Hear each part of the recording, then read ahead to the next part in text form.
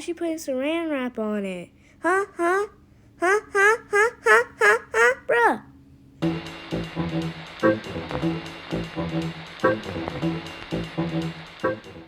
Hey, so this week we're going to make a pumpkin cake. There's many different ways to do this. I chose to do 3 cake layers. Ideally, you want the pumpkin to be as wide as it is tall.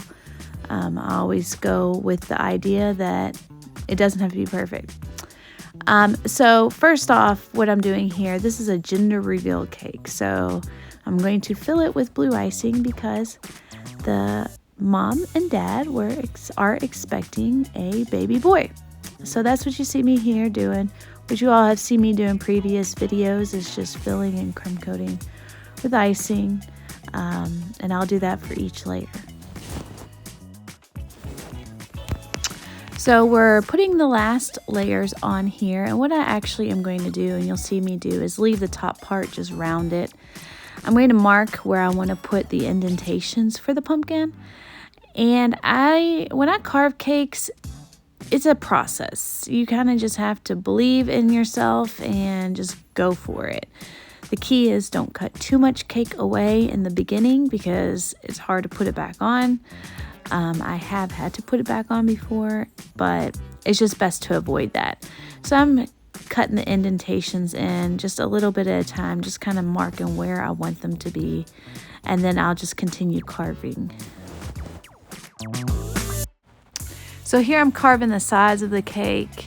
I already did the indentation, so I'm trying to create the roundness of a pumpkin and just getting the size, the height, and the width kind of the same. One of the stressful things about gender reveal cakes, I don't know if it's just me or if any other cake decorators have this issue, but you constantly second guess yourself, at least I do, if I have the right color icing on the inside, because you don't want to be the person that messes that up for the couple. So I checked it many times while in the process. As you can see, I'm still carving away at the cake. You really have to be patient with this. Looks like I'm now doing the indentations on the top of the cake because I cut quite a bit of the top layer off where I had already carved. And that tends to happen. You just keep going a little bit more and more and more until you're ready. Now, one thing to keep in mind when carving is you can create some extra dimension with icing, and you'll see me do that a little bit later.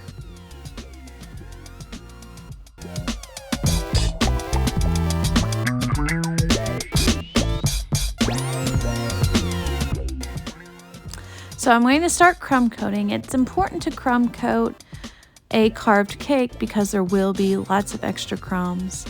One thing, if you're using an icing that isn't as stable as buttercream, I would suggest putting it in the refrigerator every now and again to make sure it's nice and firm, because as you can see, it wobbles a little bit. It just makes it more stable so your whole design doesn't flop over.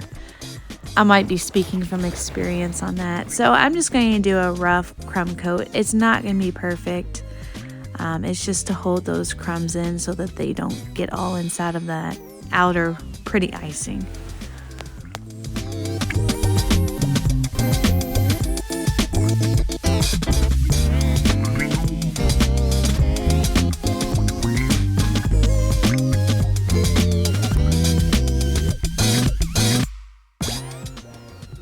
So as you can see, I'm applying the orange icing with a piping bag, and my intent behind this was that I can get more icing on the spots that I want to create more of the bulge, the roundness of the pumpkin, and then leave the indentations a little bit more bare. But you'll see I had to try multiple different techniques to get the look I really wanted to achieve, and it was kind of spur of the moment figuring it out type of thing. Typically, I've always covered pumpkins in fondant, so that kind of helps a little bit more, but this one was going to be an all buttercream cake.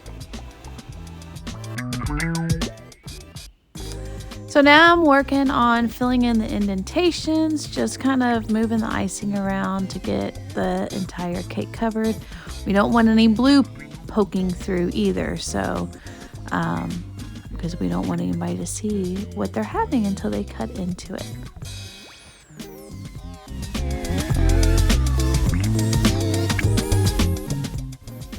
So now I got the entire cake iced. I'm going to try to smooth it out, and you'll see that this doesn't do what I want it to do. So it's all trial and error a little bit. And then I'm going to just keep filling in the patches. Now I went to my hands. Luckily, I have small hands. Jaslyn's gloves fit me because I was out of adult gloves. But anyhow, I'm just using the warmth of my hand to spread icing out and trying to smooth it out a little bit, because that works better than a flat surface on a curved surface. And then what happened was I decided, well, I'm going to put some clear wrap on the cake, and I'm going to use that to create more smoothness and kind of push icing around a little bit. So I did that a couple times. I added some icing, put more saran wrap, and created more of the shape that I wanted for the cake. Ew, bro, why didn't you tell me in the beginning? After doing this, I put the cake in the refrigerator and let it firm up before I took the saran wrap off. And I was actually very happy with how it turned out. I just had to go in and fill in a couple spots.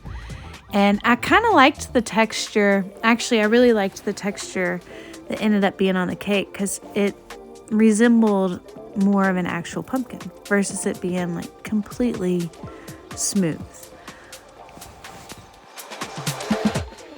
What I'm using there is I have a pot of hot water that I heated up on my stove, and I just set that on top of a towel, and I'm using it right next to my cake so I don't have to walk back and forth. So I'm still touching it up, this time with my hands. And like I said, it was a very patient task. Any sculpted cake you have to be pretty patient with. But now I finally get to add the stem on. I did a buttercream stem, and I'm just taking a skewer to put some texture into it. And you'll see me here in a little bit. I'll use my hands again to create more of the look that I wanted for a stem.